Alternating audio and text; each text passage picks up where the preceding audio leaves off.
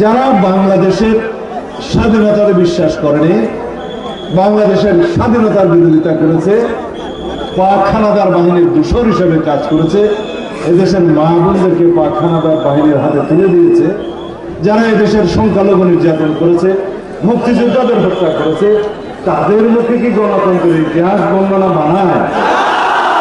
যদি তারা যদি স্বাধীনতার ইতিহাস বর্ণনা করে সেটা কি মানায়?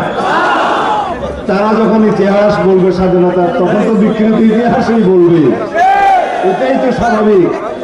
সুতরাং বাংলাদেশের মানুষ প্রতিবাদ করেছে, মুক্তিযোদ্ধারা প্রতিবাদ করেছে, প্রতিবাদের ঝড় উঠেছে সোশ্যাল মিডিয়ায়।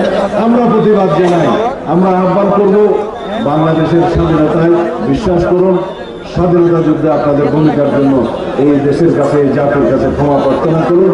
বাংলাদেশের মানুষ এখনো আপনাদের কাছে ক্ষমা প্রার্থনা করতে দেখে নাই, আপনারা এখনো পর্যন্ত অনুতপ্ত নন।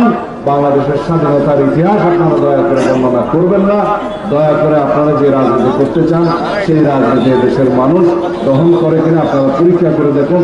টানা তৃতীয়বার অর্জন করেছে দেশের সেরা সুপার ব্র্যান্ড স্বীকৃতি বসুন্ধরা টিস্যু। ইনশাআল্লাহ আগামী 12 তারিখ মানুষ সনদ দিয়ে দেবে দেশের মানুষ কি চায়। বাংলাদেশের মানুষ বলছে, যেখানে আমার নেতা জনাব তারেক রহমান যাচ্ছেন, লক্ষ লক্ষ মানুষ রাস্তায়, মাঠে, ময়দানে সারা রাত দূর রাত্র পর্যন্ত অপেক্ষা করে তাকে দেখার জন্য, কথা শোনার জন্য। জনরায় তো আমরা ইনশাল্লাহ দেখেছি। আগামীতে বাংলাদেশের মানুষ মনে করে, বিভিন্ন জরিপে দেখা গিয়েছে, জনগণের সমর্থনে দেখা গিয়েছে, ইনশাআল্লাহ বাংলাদেশে বিএনপির সরকার প্রতিষ্ঠা হবে ইনশাআল্লাহ।